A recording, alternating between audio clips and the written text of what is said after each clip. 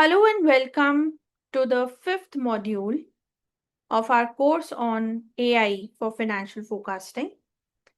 The fifth module deals with economic scenario modeling and stress testing. Let's rewind to a moment in financial history, a period when markets were stable, growth was predictable, risk models looked robust. And then everything changed. A sudden economic shock hit. The markets collapsed, liquidity dried up, and default rates surged. And financial institutions across the world were left asking, why didn't we see this coming? Now, here's the uncomfortable truth. It's not that the risks didn't exist. It's that they weren't modeled properly. Because traditional forecasting often assumes the future will resemble the past. But real world finance operates differently. The future is shaped by uncertainty. And here is where scenario modeling and stress testing comes into play. Let's begin with this module, gaining the understanding on economic scenario modeling. Economic scenario modeling, in simple terms, can be defined as the process of analyzing how financial outcomes change under different economic conditions. Now, there can be three core scenarios. The very first is baseline scenario.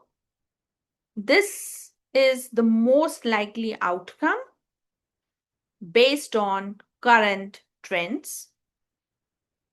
The next is optimistic scenario, which deals with strong economic growth and favorable conditions.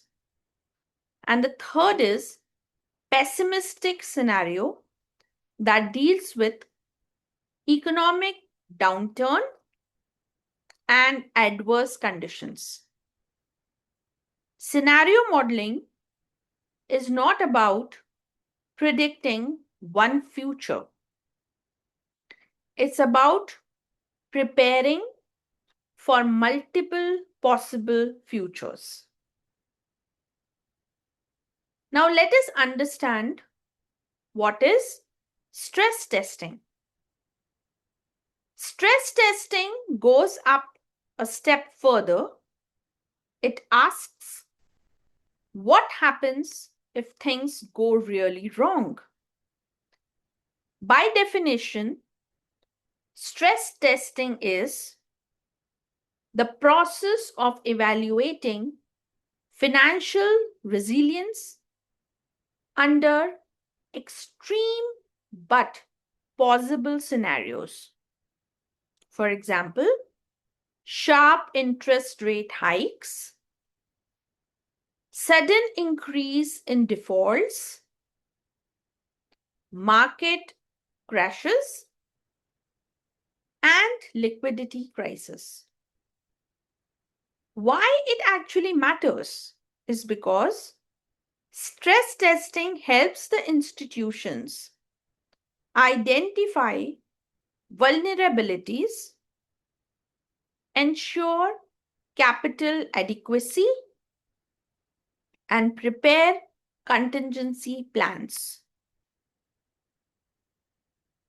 Let us understand the limitations of traditional approaches then.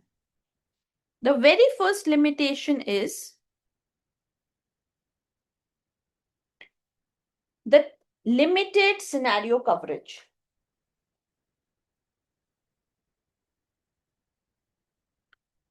which deals with traditional models, use a few predefined scenarios, miss complex interactions. The second is static assumptions.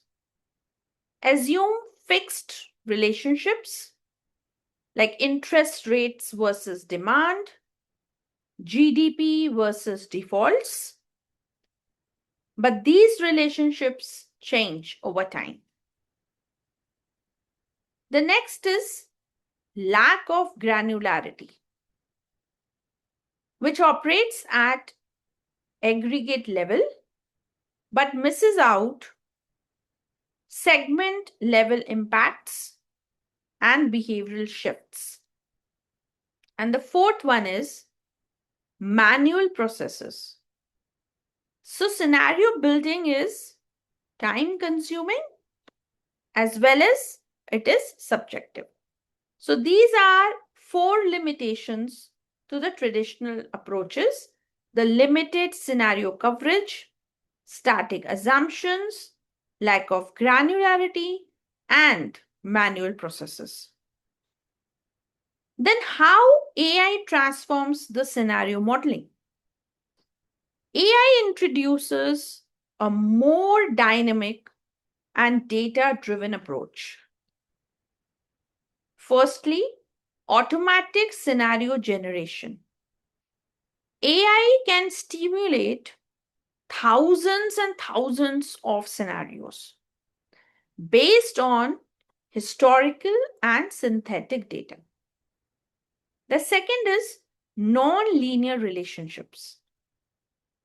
AI has the capacity to capture complex interactions between the variables. This we have understood that AI has the capacity to understand the non-linear relationships. So, for example, interest rates plus the inflation plus the consumer behavior, which is a challenge for the traditional one. The third is probabilistic modeling. Instead of fixed outcomes, AI provides probability distributions and risk ranges. And the fourth one is real-time updates.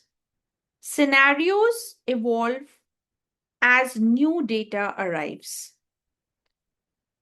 So AI doesn't just predict the outcomes. It explores the possibilities. So, what are the key economic variables in modeling then? So, the very first key economic variable is the interest rates that impact the borrowing costs as well as the loan demand.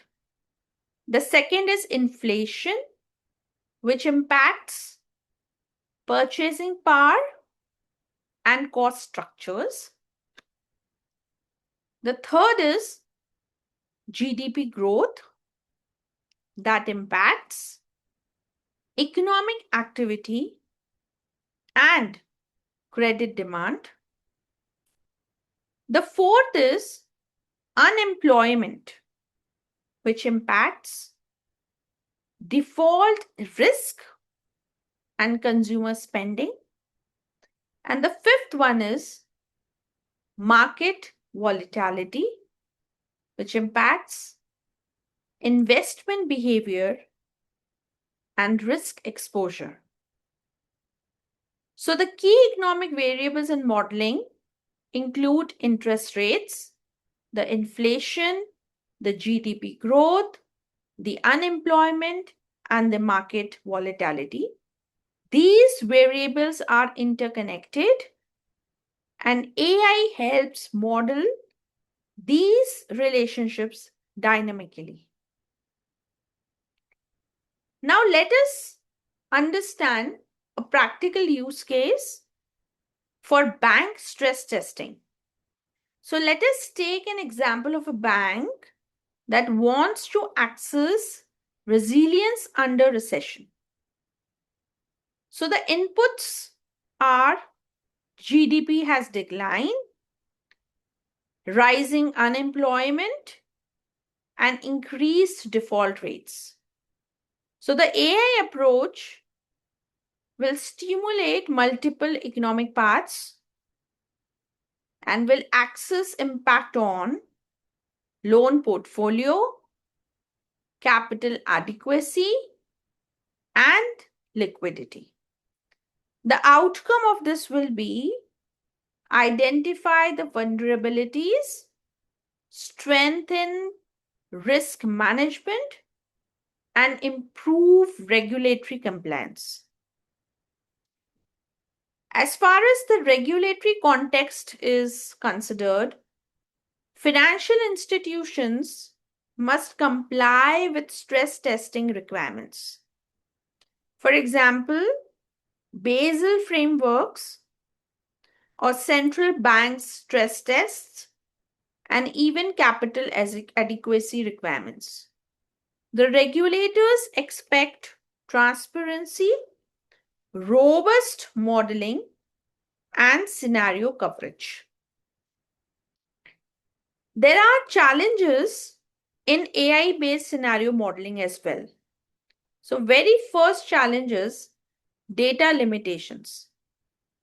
Historical data may not include extreme events.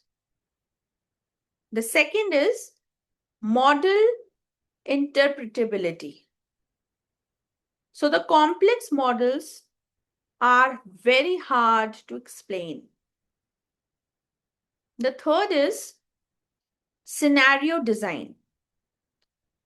Defining realistic scenarios is very challenging. And the fourth limitation or a challenge is over reliance on models. So, human judgment is critical, still very critical. There are few takeaways from this module as well, which include scenario modeling prepares for multiple futures. The stress testing evaluates resilience under extreme conditions. Traditional methods are limited in complexity. AI enables dynamic, probabilistic, and scalable model, and human judgment still remains essential. Here we end with this module. Thank you so very much for being with us. We will be continuing with the next module.